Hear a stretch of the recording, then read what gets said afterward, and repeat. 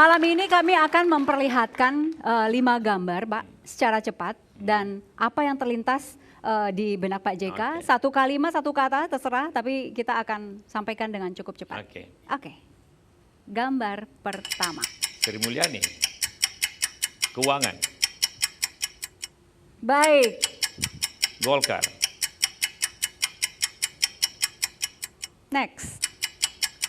Demokrat. Suka ngomong. Gempa bumi. Sinabung. Antri gas. Konversi. Ya. Ada satu gambar yang sekarang kembali menjadi perbincangan, yaitu Senturi ya. Dan Ibu Sri Mulyani muncul lagi dengan berbagai perbincangannya. Bapak ikuti perkembangan terakhir?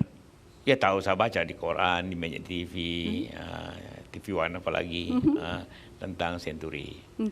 Ya memang Sri Mulyani pada waktu itu Menteri Keuangan tentu mempunyai suatu peranan yang besar untuk Senturi itu.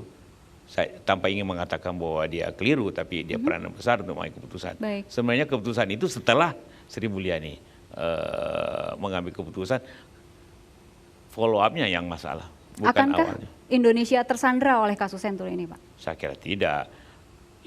Yang berperkara yang tersandra otomatis, artinya tidak boleh keluar negeri setidak-tidaknya kan, atau akan mengalami masalah yang panjang. Bahwa kebijakan Senturi tidak bisa diadili, Bapak setuju dengan itu? Kebijakan pemerintah yang fair, yang bersesuai aturan tidak bisa diadili. Tapi kalau ada kalau membuat kebijakan yang tidak pantas, kemudian terjadi penyelewengan, ya itu harus diadili. Baik, Mas Januar, ada sesuatu tentang Senturi? Ya, tadi kan tidak pantas terjadi penyelewengan itu menjalani proses hukum gitu. Itu kan konsekuensi dari risiko jabatan juga. Mungkin yang harus kita pertajam di sini apa komentar Pak JK gitu. Kalau kita lihat kan pendekatan dari tuntutan KPK adalah Undang-Undang BI full board ya. Jadi seluruh Dewan Gubernur yang memutuskan kebijakan semua bersama-sama dengan Pak Budi Mulya. Tapi ketika misalnya di KKSK gitu ya, sampai saat ini kan tidak menyentuh Ibu Sri Mulyani. Ini bukan salah dan benar, kita tetap harus praduga tidak bersalah. Tapi kalau kita bicara bahwa kebijakan itu ada penyelewengan dan ada proses hukum, bahwa ini kan pengambil kebijakan dan harus diuji gitu.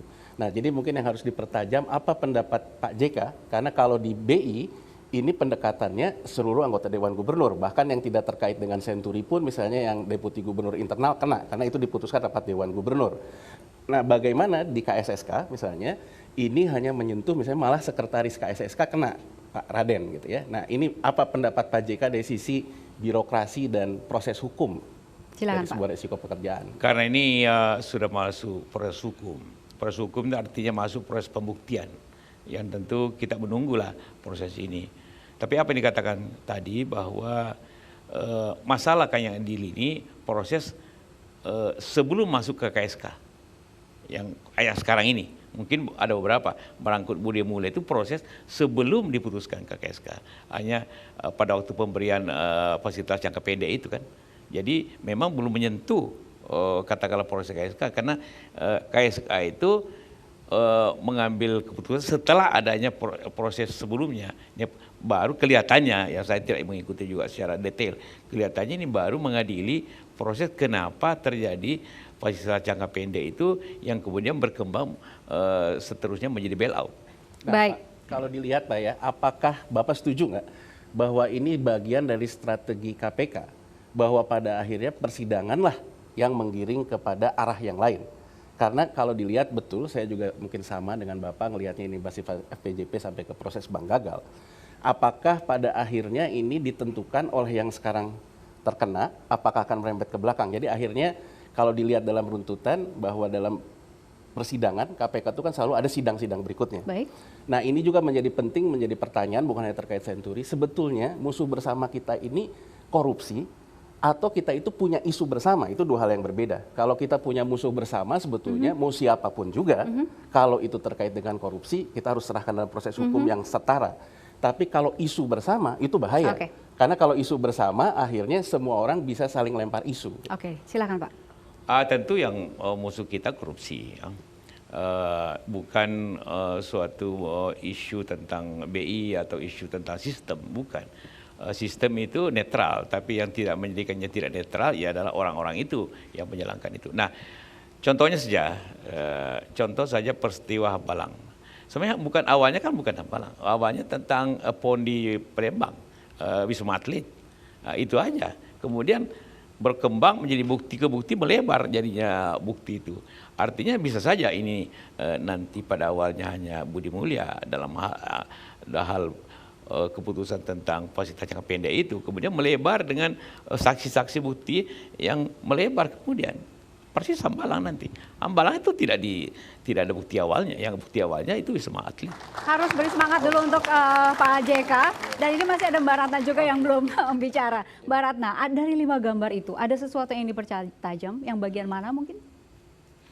Satu mungkin karena kampung halaman saya ya itu Sinabung. Kenapa kenapa ada kelas bencana nasional, dan untuk menjadi bencana nasional kita harus menunggu orang mati dulu. Itu satu. Nah terus setahu saya ada desa-desa yang tidak patuh pada peraturan pemerintah untuk meninggalkan desanya, itu pasti mereka punya alasan. Entah itu alasan historis atau alasan budaya, kita nggak tahu. Tetapi yang terjadi, pemerintah tidak memberi mereka bantuan. Jadi saya harap Pak JK sebagai Ketua PMI, tolong dipantau aja itu. Kalau aku sih sebenarnya pengen Pak JK jawab ini dengan sebenar-benarnya menjawab. Sebenarnya semua bencana itu bencana nasional. Yang kita declare sebagai resmi bencana nasional. Bencana nasional itu kalau bupatinya tidak sanggup, maka diambil alih oleh pemerintah pusat, provinsi. Kalau pemerintah tidak sanggup, pemerintah pusat. Otomatis yang ketidaksanggupan itu apabila bencananya mempunyai korban yang besar. Ya, seperti tsunami di Aceh. Seluruh pemerintah kolaps, maka kita ambil alih. Saya sendiri ke situ, ambil alih itu provinsi yang dideklarasi bencana nasional.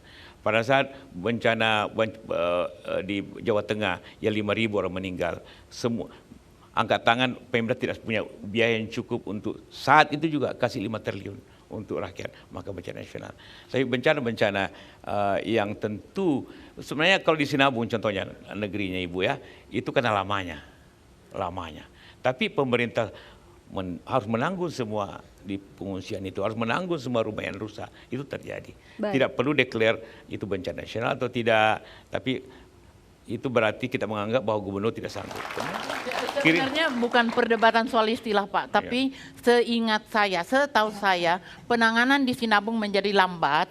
Katanya alasannya adalah karena belum dinyatakan jadi bencana nasional. Apakah itu benar atau tidak? Saya juga nggak paham. Saya ke sana, Ibu ya.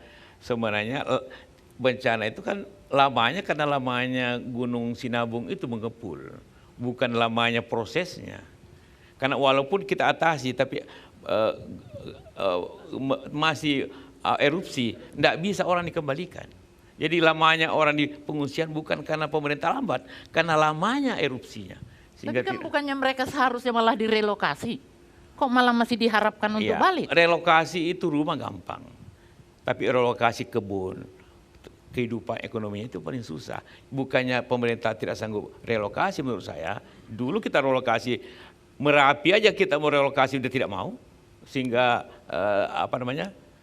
mereka bertahan di lereng Gunung Merapi sampai sekarang karena kehidupannya dari situ.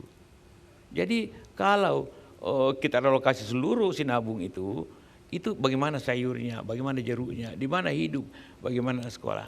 Tapi ada satu hal, Mbak Ratna ya, yang saya kagum di kampung Anda itu. Saya sudah puluhan tempat pengungsian saya datangi dimanapun di Indonesia ini. Tapi satu-satunya minta sekolah, hanya bagaimana sekolah anak saya di Batak itu. Biasanya pengungsi itu minta makanannya gimana, minta apa bagaimana. Tapi menangis bagaimana kelanjutan sekolah anak saya di Medan. Saya tidak ada uang ini. Cuma di sana itu. Jadi keinginan sekolah tinggi. Baik. Ini sebetulnya PR banyak dan tidak mungkin dibicarakan semua di sini. Saya mengucapkan terima kasih untuk Mbak Ratna dan Mas Yanuar. Kami masih akan kembali ini membongkar sosok Muhammad Yusuf Kalla di segmen berikutnya.